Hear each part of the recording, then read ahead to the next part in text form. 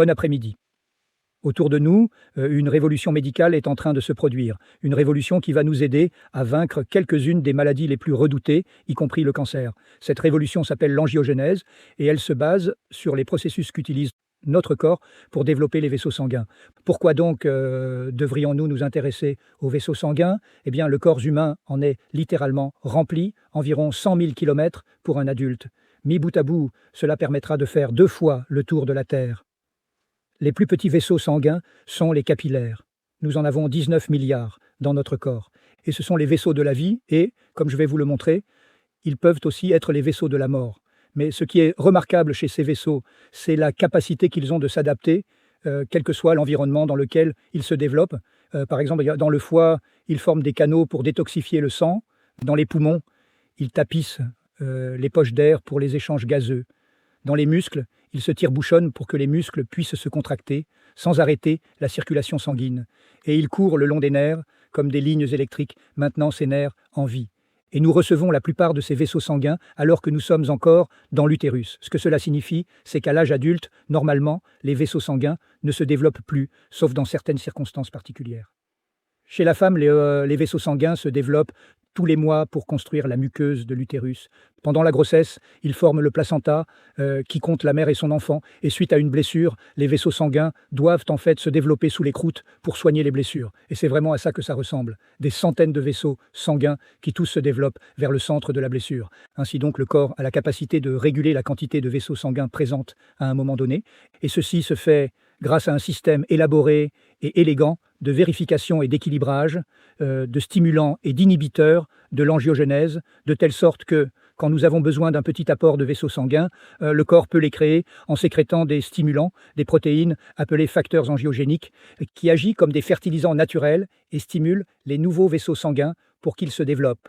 Et quand ces vaisseaux supplémentaires ne sont plus nécessaires, le corps les ramène à leur état d'origine en utilisant des inhibiteurs naturellement présents de l'angiogenèse.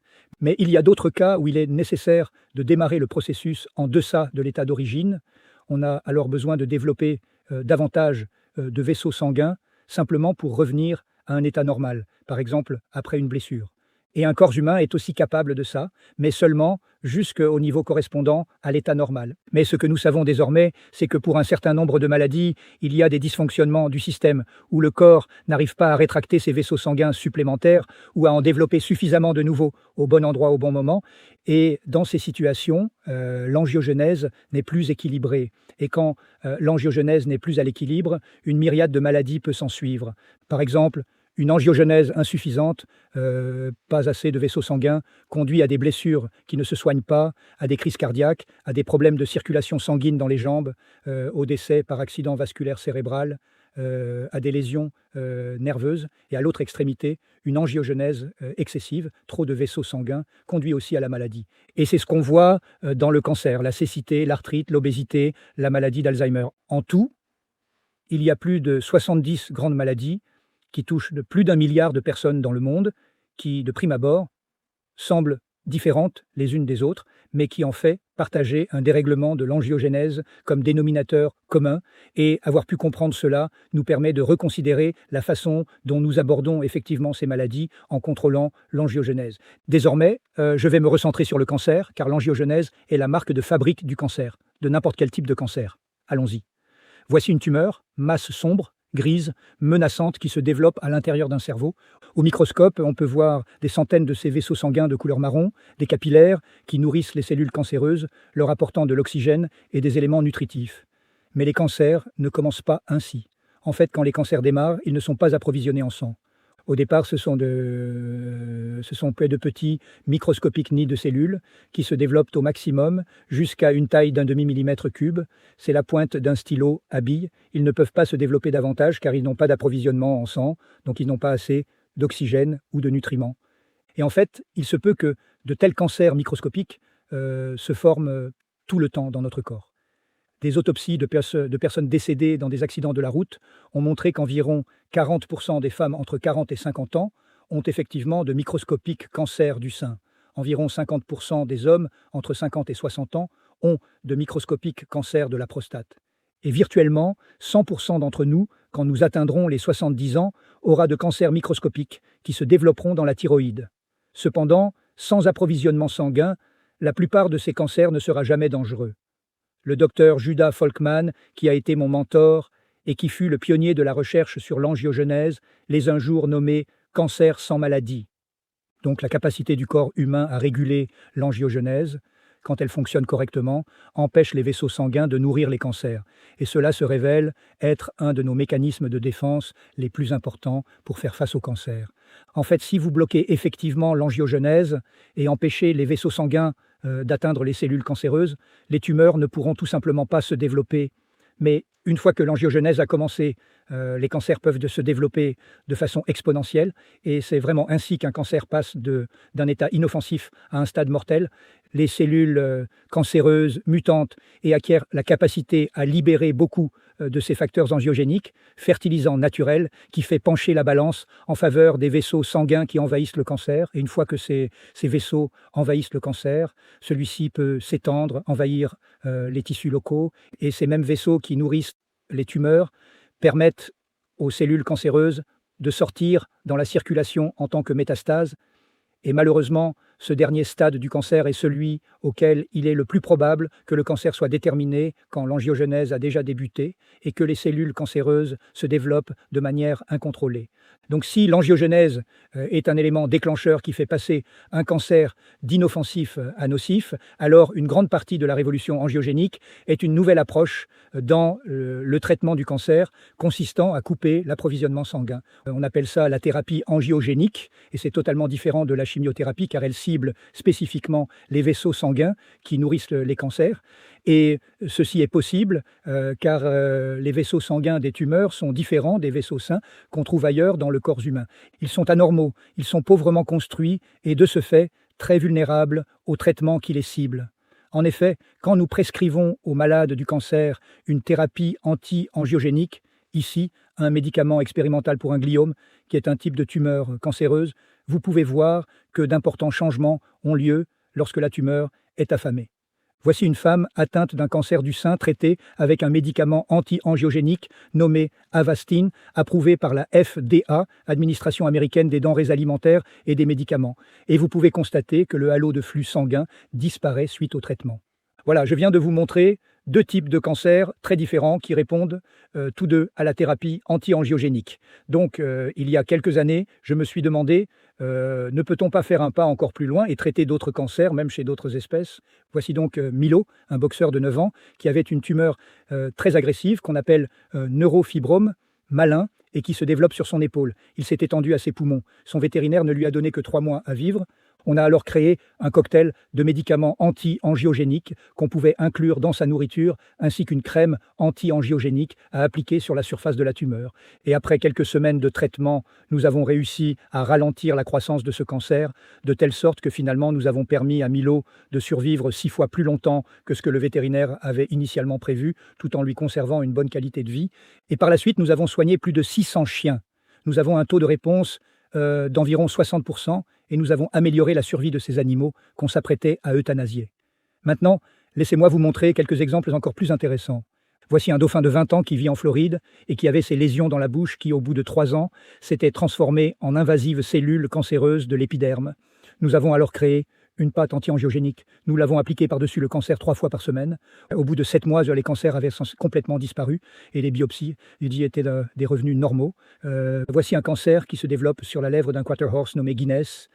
Il s'agit d'un type de cancer extrêmement mortel nommé angiosarcome. Il s'était déjà étendu à ses ganglions lymphatiques. Nous avons également utilisé une crème anti-angiogénique pour la lèvre et un cocktail à ingérer pour pouvoir soigner tant à l'intérieur qu'à l'extérieur. Et au bout de 6 mois, il était en rémission complète. Et le voici, 6 ans plus tard, Guinness, avec son très heureux propriétaire. Maintenant, évidemment, la thérapie anti-angiogénique pourrait être utilisée pour toutes sortes de cancers. Et, en fait, les premiers traitements pionniers pour les hommes comme pour les chiens sont déjà sur le point d'être disponibles. Il y a 12 médicaments différents, 11 types de cancers différents, mais la vraie question est, quelle est leur efficacité dans la pratique? Voici réellement les données concernant la survie des patients atteints de 8 types différents de cancers. Les barres représentent l'espérance de survie prise à l'époque où il n'y avait que la chimiothérapie, la chirurgie ou la radiothérapie comme traitement disponible. Mais à partir de 2004, quand les premières thérapies anti-angiogéniques ont été disponibles, vous pouvez voir qu'il y a entre 70 et 100% d'amélioration de la survie pour les personnes atteintes d'un cancer du rein, de myélome multiple, de cancer colorectal, de tumeurs du stroma gastro-intestinal. C'est impressionnant. Mais pour les autres tumeurs et types de cancer, les améliorations sont conservées modestes. Alors j'ai commencé à me demander pourquoi n'avons-nous pas été capables de faire mieux ? Et la réponse, pour moi, est évidente. Nous commençons trop tard à traiter le cancer quand il s'est déjà installé et parfois quand il est déjà étendu ou s'est transformé en métastase. Et en tant que médecin, je sais qu'une fois que la maladie a atteint un stade avancé, parvenir à une guérison peut être difficile, si ce n'est impossible. Aussi, je me suis à nouveau intéressé par la biologie de l'angiogénèse et j'ai commencé à penser à ceci. La solution au cancer ne pourrait-elle pas être d'empêcher l'angiogenèse en battant le cancer à son propre jeu, de telle sorte que les cancers ne pourraient jamais devenir dangereux? Cela pourrait aider les personnes en bonne santé, aussi bien que celles qui ont déjà vaincu le cancer une fois ou deux et qui cherchent un moyen d'éviter la récidive. Donc pour chercher un moyen d'empêcher l'angiogenèse au niveau du cancer, je me suis de nouveau penché sur les causes du cancer. Et ce qui m'a beaucoup intrigué, c'est quand j'ai vu que le régime alimentaire compte pour 30 à 35% des cancers dont les causes sont environnementales. Maintenant, il paraît évident qu'il devrait chercher ce que nous devrions supprimer de notre alimentation. Mais j'ai finalement suivi une approche complètement opposée et j'ai commencé à me demander que successivement, nous ajouter à notre régime alimentaire qui soit naturellement anti-angiogénique, qui pourrait booster notre système de défense et repousser ces vaisseaux sanguins qui nourrissent les cancers. En d'autres termes, pouvons-nous nous nourrir pour affamer le cancer? Eh bien, la réponse est oui. Et je vais vous montrer comment. Et pour cela, nous sommes allés au marché, à la ferme et dans l'armoire à épices, car nous avons découvert que Mère Nature a, dans un grand nombre de nourritures, de boissons et d'herbes, inséré des antioxydants naturels de l'angiogenèse. Voici un système de test que nous avons développé. Au centre se trouve un anneau à partir duquel des centaines de vaisseaux sanguins se développent extrêmement rapidement. Et nous pouvons utiliser ce système pour tester l'influence du régime alimentaire dans des concentrations possibles à atteindre en mangeant. Laissez-moi maintenant vous montrer ce qui se passe quand nous insérons un extrait de raisin rouge. L'ingrédient actif est le resveratrol. On le trouve aussi dans le vin rouge. Ça inhibe l'angiogenèse anormale de 60%. Voici ce qui arrive quand on ajoute un extrait de fraise. CA inhibe puissamment l'angiogenèse, de même pour les extraits de soja. Et voici une liste croissante d'aliments et de boissons anti-angiogéniques auxquels nous nous intéressons. Pour chaque type d'aliment, nous pensons qu'il y a différentes potentialités au sein des différentes souches et variétés. Et nous souhaitons mesurer cela car, eh bien, quand vous mangez une fraise ou buvez du thé, pourquoi ne pas choisir la variété qui a le plus grand potentiel de prévention du cancer? Voici donc 4 thés différents que nous avons testés. Ce sont tous des thés communs, thé chinois au jasmin, sencha du Japon, Earl Grey et un mélange spécial que nous avons préparé. Et vous pouvez voir clairement que ces thés ont des pouvoirs variés du plus petit au plus grand pouvoir. Mais ce qui est très intéressant, c'est qu'en combinant les 2 thés qui ont le moins de potentiel, leur combinaison, leur mélange est plus puissant que chacun d'entre eux pris seul. Cela signifie qu'il y a une synergie des aliments. Voici quelques autres résultats de nos tests. En laboratoire, nous avons simulé une tumeur angiogénique, représentée ici par une barre noire, et en utilisant ce système, nous pouvons tester le pouvoir des médicaments contre le cancer. Plus la barre est petite, moins il y a d'angiogénèse, ce qui est bon. Et voici quelques médicaments classiques qui ont été associés à la réduction du risque de cancer chez les gens, des statines, des médicaments anti-inflammatoires non stéroïdiens et quelques autres inhibent aussi l'angiogénèse. Et voici les facteurs alimentaires mis face à face avec ces médicaments. Comme vous le voyez, leurs effets sont comparables et dans quelques cas, ils sont plus puissants que les médicaments actuels. Le soja, le persil et l'ail, le raisin, les baies. Je pourrais rentrer chez moi et préparer un repas savoureux avec ces ingrédients. Alors imaginez si nous pouvions créer le premier classement mondial dans lequel seraient classés les aliments selon leurs propriétés anti-angiogéniques pour la prévention du cancer. Et c'est ce que nous faisons aujourd'hui.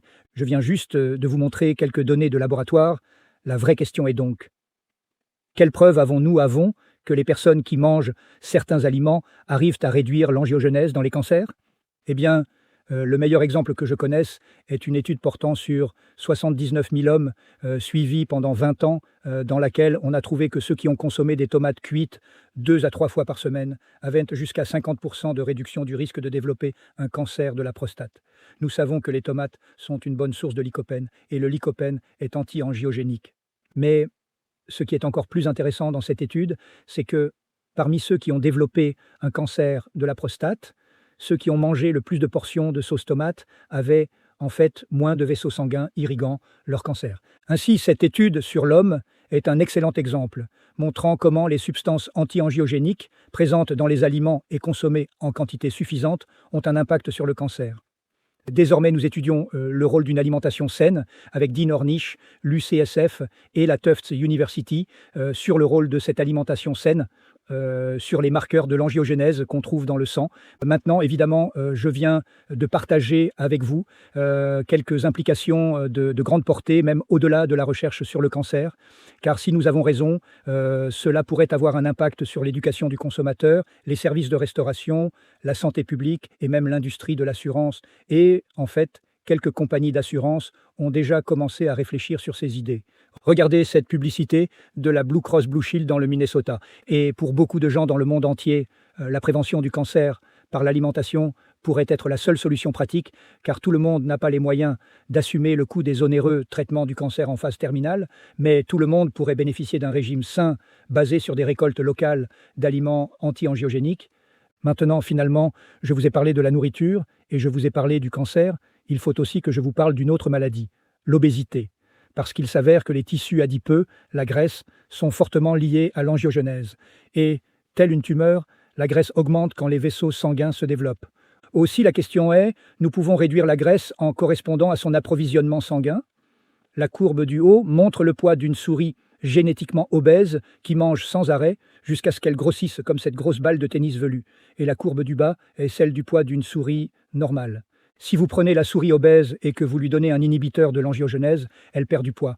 Arrêtez le traitement et elle reprend du poids. Recommencez le traitement et elle reprend du poids à nouveau.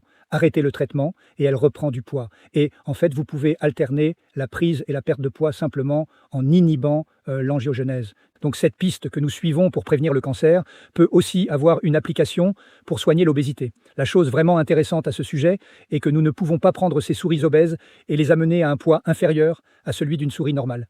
En d'autres termes, nous ne pouvons créer des souris top modèles. Rire. Et ceci montre le rôle de l'angiogenèse dans la régulation des facteurs de bonne santé.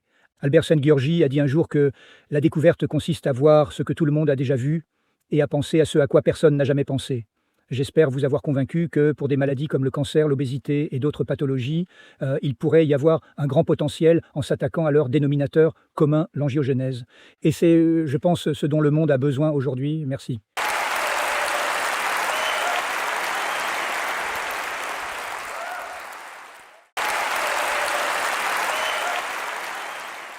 Traitement du cancer.